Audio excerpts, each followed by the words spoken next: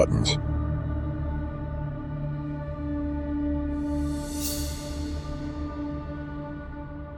Marie had always considered her grandmother's house a sanctuary, a realm of warmth where she found biscuits, love, and stories. As a child, she would sit at her grandmother's knee, listening to tales that ranged from old family anecdotes to spooky ghost stories, always enthralled. Yet no matter how comforting her grandmother tried to make it, some rooms in that ancient Victorian house simply emanated an unsettling aura. Grandmother Sarah passed away on a quiet Saturday morning as the mist hung low over the countryside, enveloping the house in an ethereal haze. Marie received the news with a heavy heart. She was the last remaining family member who could take care of Sarah's belongings and the property. After the funeral service, an event awash in gray skies and teardrops, Marie decided to clean up her grandmother's house before putting it on the market. Armed with boxes, cleaning supplies, and a determination to sift through years of accrued memories, she arrived at the creaking gates of the old house. The place seemed different, colder, bereft of her grandmother's presence. The drapes looked drearier, and the walls appeared to have absorbed the sorrow that flooded the house. Marie set about the task, working room by room. Each space was like a small museum exhibit, depicting various epochs of her life. The living room with the old-fashioned television set, where she'd watched Saturday morning cartoons. The kitchen, where her grandmother prepared countless Christmas dinners. Her own little bedroom, preserved almost like a time capsule from her adolescence. Finally, she arrived at the long, narrow hallway on the second floor. The corridor held a line of ancestral portraits, the eyes of which seemed to follow her every move. She'd always hated that hallway. And there, at the end, partially obscured by a tattered curtain she had no memory of, was a door. How could I forget about an entire room, she wondered aloud. The door was out of place, made of a darker wood than the rest, and adorned with a rusty iron handle. Her hand hesitated over the handle for a moment before she mustered the courage to turn it. With a resonant creak that sent a shiver down her spine, the door swung open. A musty smell invaded her nostrils as she peered into the darkness. The room seemed to defy time, as if it had been sealed away from the rest of the house and from the world. It was an old nursery, peeling wallpaper, with faded patterns of teddy bears and moons decorated the walls. A worn rocking chair sat in one corner, covered in a layer of dust thick enough to write in. At the center of it all was an old wooden crib, ornate but decayed by time. And inside the crib lay a single object, a hand-stitched doll with button eyes and a perpetual eerie grin stitched onto its face. Marie felt an involuntary shiver as her eyes settled on the doll. It was old-fashioned, its clothes tattered but clean, as if someone had taken great care to maintain it, while letting the room fall into disrepair. But what struck Marie most were its eyes, black buttons that seemed to possess an unnatural depth. She stepped closer to the crib, her feet sinking slightly into the rotting carpet. Her hand hovered over the doll before finally making contact. As she lifted it, she noticed a slight weight to it, as if it were filled with more than just stuffing. Her stomach churned, a primal part of her brain sounding an alarm, but she quickly dismissed the thought as foolishness. It was just a doll, a toy. Marie set the doll on a nearby shelf, its button eyes seemingly following her as she backed out of the room. She decided it was time to take a break, maybe drive to the nearest cafe and grab a cup of coffee, anything to get out of the house for a while. She needed to clear her head. At the cafe, Marie opened her laptop and tried to distract herself with work, but her thoughts kept drifting back to the nursery. Curiosity overcame her, and she found herself typing her grandmother's name and the words "hidden room" into a search engine. Her eyes widened when she stumbled upon an old newspaper article dated some 60 years back. The headline read, "Local woman missing, husband a suspect." The woman in the article was her grandmother's sister, Aunt Emily, whom Marie had never met or even heard of. The article detailed how Emily had mysteriously vanished, leaving behind an infant daughter. Authorities had suspected her husband but could never find evidence linking him to her disappearance.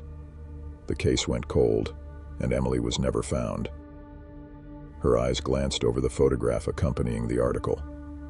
A young Emily held a baby in her arms, but what caught Marie's attention was the doll, the very same doll that sat next to them. A chill crept up Marie's spine. Her phone buzzed, startling her. It was a message from the real estate agent, asking when the house would be ready for viewing. She sighed, her eyes lingering on the image of Aunt Emily and the doll for a moment longer before closing her laptop. She paid for her coffee and drove back to the house, her mind a swirl of questions. Who was Aunt Emily? What happened to her? And why had her grandmother never mentioned her? As she walked back into the house, she felt the weight of the building's history press on her, as though the walls themselves were whispering secrets in a language she couldn't understand. With hesitant steps, she returned to the nursery, her eyes immediately darting to the shelf where she'd placed the doll. It was gone. Marie felt her pulse quicken, her eyes scanning the room as if expecting the doll to suddenly appear from one of the darkened corners. This isn't possible, she thought, feeling the room close in around her. Her thoughts raced back to the article, to Aunt Emily, and to the infant daughter she'd left behind. Had that daughter been her grandmother, Sarah?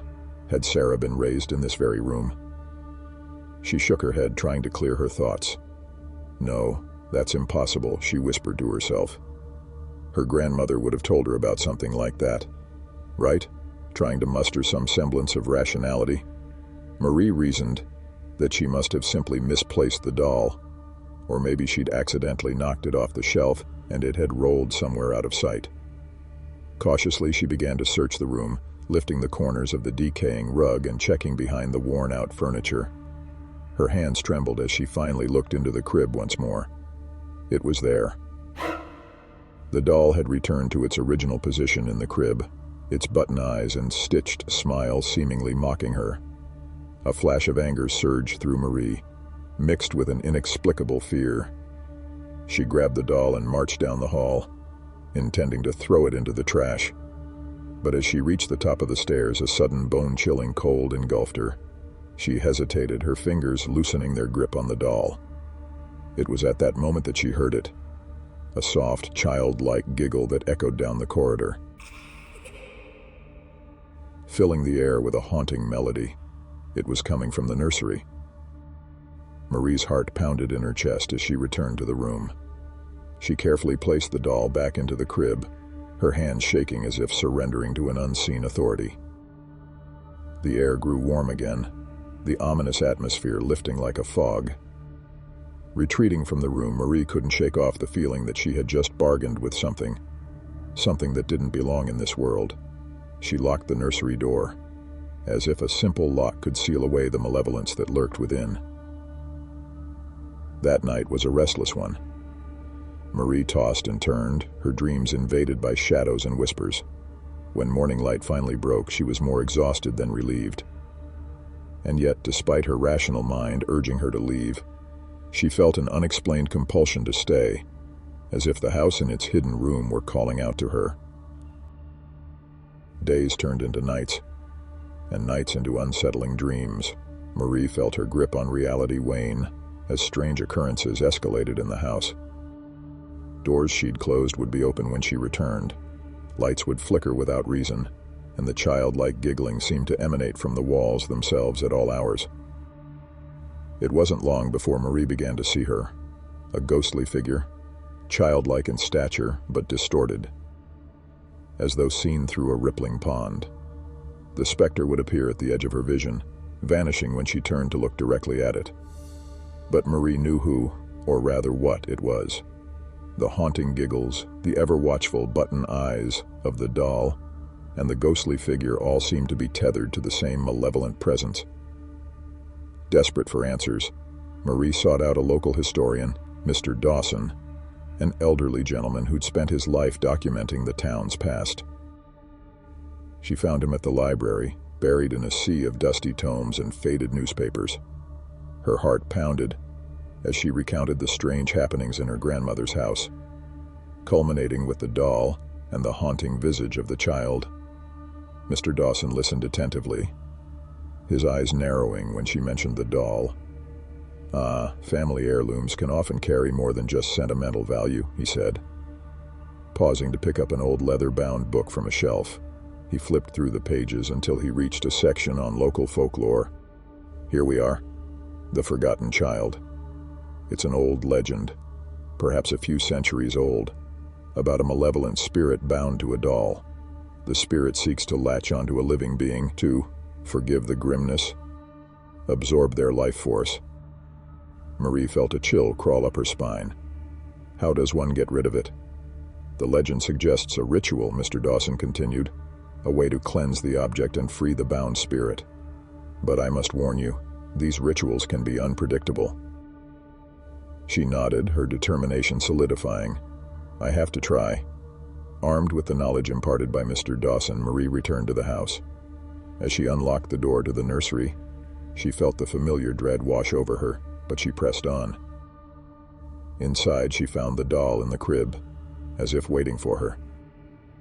The ritual was elaborate, requiring an intricate circle of salt candles placed at specific points and a series of incantations. Marie's voice trembled as she began chanting the archaic words, her hands clutching a small vial of holy water. The atmosphere grew heavy, the air thickening like syrup. The candles flickered wildly as she sprinkled the holy water on the doll.